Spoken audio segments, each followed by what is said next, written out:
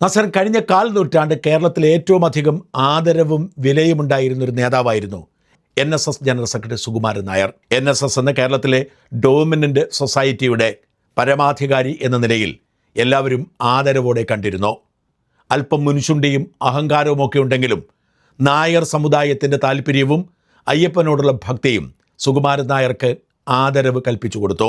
എന്നാൽ ഒരു തുത്തുകുണിക്ക് പക്ഷിയെപ്പോലെ താനാണ് പരമാധികാരി, തൻ്റെ ചുറ്റും എല്ലാവരും നിരന്നു നിൽക്കണം എന്നുള്ള ശാഠ്യം, അഹങ്കാരം സുകുമാരൻ നായരെ കൊണ്ടെത്തിച്ചത് അതീവ ഗുരുതരമായ കുഴപ്പത്തിലേക്കാണ്. മന്നത്ത് പത്മനാഭൻ സകല നായന്മാരുടെയും കൺകണ്ട ദൈവമാണെന്നും അതുകൊണ്ട് മന്നൻ സമാധിയിൽ ഏത് നായർക്കും പ്രവേശിക്കാം, നായർക്ക് മാത്രമല്ല മന്നത്തെ ആദരിക്കുന്ന ആർക്കും വരാം എന്ന വിശ്വാസത്തെ തകിടം മറിച്ചുകൊണ്ട് സുകുമാരൻ നായർക്ക് ഇഷ്ടപ്പെടാത്ത ആരും അങ്ങോട്ട് വരരുതേ എന്ന ശാഠ്യമായിരുന്നു സുകുമാരൻ നായരുടെ ഇമേജ് തകർത്തത്. സുരേഷ് ഗോപി മന്നം സമാധിയിലെത്തിയപ്പോൾ അധിക്ഷേപിച്ച് ഇറക്കിവിട്ടു. പല സമുദായ നേതാക്കളും അതിന് ശ്രമിച്ചപ്പോൾ അവരെ അപമാനിച്ചു. ഇതൊക്കെ തൻ്റെ ജാതീയമായ ആഢ്യത്വത്തിൻ്റെ ഭാഗമായി അദ്ദേഹം കരുതി. അന്നേ സുരേഷ് ഗോപി പറഞ്ഞതാണ് താനും ചെവിയിൽ പൂടെയുള്ള നേതാവാണെന്ന്. തന്നോട് പിണങ്ങുന്നവരുടെയൊക്കെ രാഷ്ട്രീയ ജീവിതം തീർന്നു എന്ന ഹുങ്കായിരുന്നു അന്ന് നായർക്കുണ്ടായിരുന്നത്. പക്ഷേ അവിടെ നിന്ന് സുരേഷ് ഗോപി അടിവെച്ച് മുന്നേറി ഇപ്പോൾ കേന്ദ്രമന്ത്രിയായി കൊടിവെച്ച കാറിൽ നടക്കുന്നു.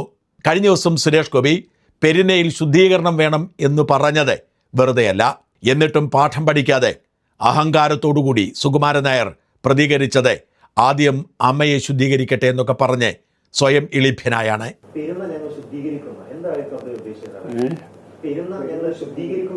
അല്ല, അദ്ദേഹം അതിനേക്കാൾ എളുപ്പം അദ്ദേഹത്തിന് അവരുടെ അമ്മ എന്ന് പറഞ്ഞൊരു സംഘടനയുണ്ട്, ഇദ്ദേഹവും കൂടെ ഉള്ളതാണല്ലോ. അവിടെ നിന്ന് പോയി ശുദ്ധീകരിച്ച് വരട്ടെ. ജനിച്ച പിന്നെ NSS കയറുന്നത് അന്ന് ഇവിടെ പുഷ്പാർച്ചന നടത്താൻ അയാൾ കയറുന്നത്. നായരാ അയാൾക്ക് എന്ത് ഇയാളെ NSSനെ തീർക്കുമെന്ന് പറഞ്ഞിട്ടുള്ളവരാരും അവർ തീർന്നിട്ടുള്ളതല്ലാതെ ഇവിടെ വേറെ ഞങ്ങൾക്കൊന്നും ഒരു വിഷമവും ഉണ്ടായിട്ടില്ല. സുകുമാരൻ നായരുടെ കണക്കുകൂട്ടുകൾ മുഴുവൻ തെറ്റിപ്പോയത് പിണറായി വിജയൻ വീണ്ടും അധികാരത്തിൽ വരും എന്ന് കരുതി കള്ളക്കളിക്ക് ഇറങ്ങിയപ്പോഴാണ്. വാസ്തവത്തിൽ സുകുമാരൻ നായരുടെ ഇമേജ് ആകാശത്തോളം ഉയർന്നത് പിണറായിയുടെ അയ്യപ്പ വിരുദ്ധ നിലപാടിനെതിരെ കട്ടയ്ക്ക് രംഗത്ത് വരികയും ശക്തമായി അയ്യപ്പന് വേണ്ടി നിലപാടെടുക്കുകയും മറ്റ് പല ഹിന്ദു സംഘടനകളെക്കാൾ ആത്മാർത്ഥതയോടെ സുപ്രീം കോടതി വരെ പോയി പോരാടുകയും ചെയ്തപ്പോഴാണ്. അത് മുഴുവൻ തകർത്ത് കളഞ്ഞു. അയ്യപ്പനായിട്ട് പണി കൊടുക്കാൻ പിണറായി ആഗോള അയ്യപ്പ സംഗമം എന്ന തട്ടിപ്പ് പരിപാടി നടത്തിയപ്പോൾ അതിന് കൈകൊടുത്തത്. അത് തെറ്റാണ് എന്ന് മനസ്സിലാക്കാൻ ഇന്നേ വരെ സുകുമാരൻ നായർക്ക് കഴിഞ്ഞിട്ടില്ല. അയ്യപ്പനായിട്ട് പണിയാൻ പിണറായി വിജയൻ ഇറങ്ങിയപ്പോൾ ആ പണിക്ക് മറുപടി കിട്ടിയവരുടെ കൂടെ സുകുമാരൻ നായരും വരുന്നു. പണ്ട് അപ്പൻ ആനപ്പുറത്തിരുന്നതുകൊണ്ട് തൻ്റെ ചന്തയിൽ തഴമ്പുണ്ടെന്ന് വിശ്വസിക്കുന്ന സുകുമാരൻ നായർ പിണറായി വിജയൻ അങ്ങനെ അങ്ങ് വഴങ്ങാതെ വന്നപ്പോൾ അല്പം വിട്ടുവീഴ്ചയൊക്കെ ചെയ്ത് സോപ്പിടാൻ വേണ്ടിയായിരുന്നു ഈ അബദ്ധക്കുഴിയിൽ ചെന്ന് ചാടിയത്.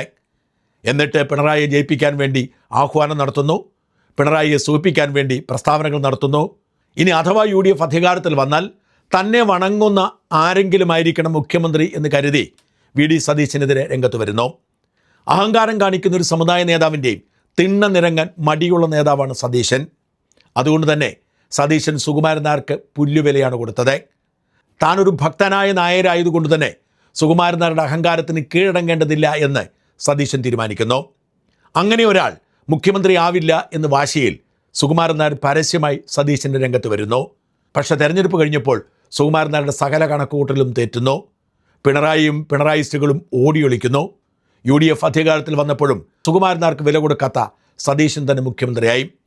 നായർ പിണങ്ങിയാൽ സതീശന് മുഖ്യമന്ത്രി കസര കിട്ടില്ല എന്ന് നായർ തീരുമാനിക്കാൻ കാരണം ഉമ്മൻചാണ്ടിക്ക് പ്രതിസന്ധി ഉണ്ടാക്കി കൊടുത്തതാണ്.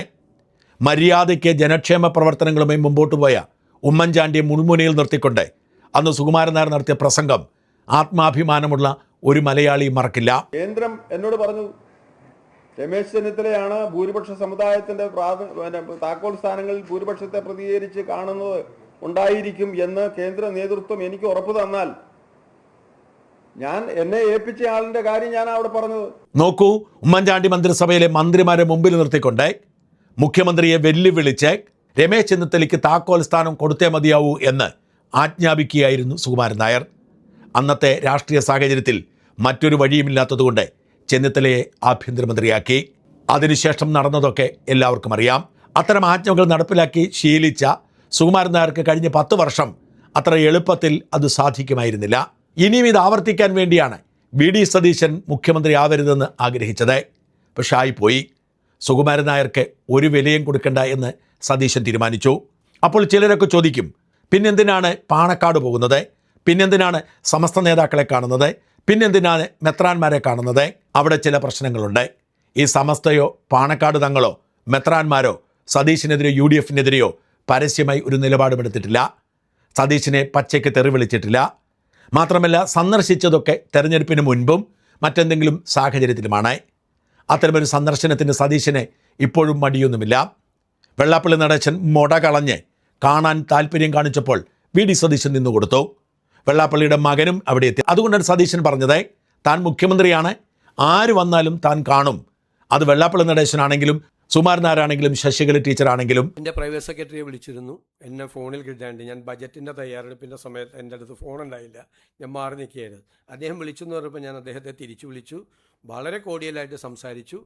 അപ്പോൾ നമുക്ക് എപ്പോഴെങ്കിലും ഒന്ന് കാണണം എന്ന് പറഞ്ഞു. ഞാൻ പറഞ്ഞു ഉറപ്പായിട്ട് കാണാം, കുറച്ച് കാര്യങ്ങൾ പറയാനുണ്ടെന്ന് പറഞ്ഞവർക്ക് കാണാമെന്ന് പറഞ്ഞു. കാണാമെന്ന് ഞാൻ അദ്ദേഹത്തോട് പറഞ്ഞു. ഞാൻ ഫോണിൽ കൂടി പറഞ്ഞു. അപ്പോൾ അത് കഴിഞ്ഞിട്ട് ആ ആഴ്ച ഞാൻ ബജറ്റ് അവതരിപ്പിക്കുന്ന ദിവസമാണ്. ഞാൻ ഇവിടുന്ന് എങ്ങും പോയിട്ടില്ലല്ലോ, ഫുൾ ടൈം ഞാൻ നിൽക്കുകയാണ്.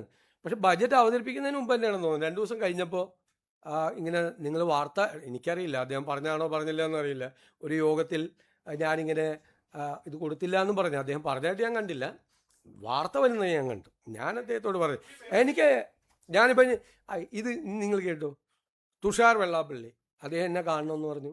അദ്ദേഹം എൻ്റെ ആലുവയിലുള്ള വസതിയിൽ ആളുകൾ എന്നെ കണ്ടുകൊണ്ടിരിക്കുന്ന സമയത്ത് വന്ന് കണ്ടു, എന്നെ വന്ന് അഭിനന്ദിച്ചിട്ട് അദ്ദേഹം പോയി.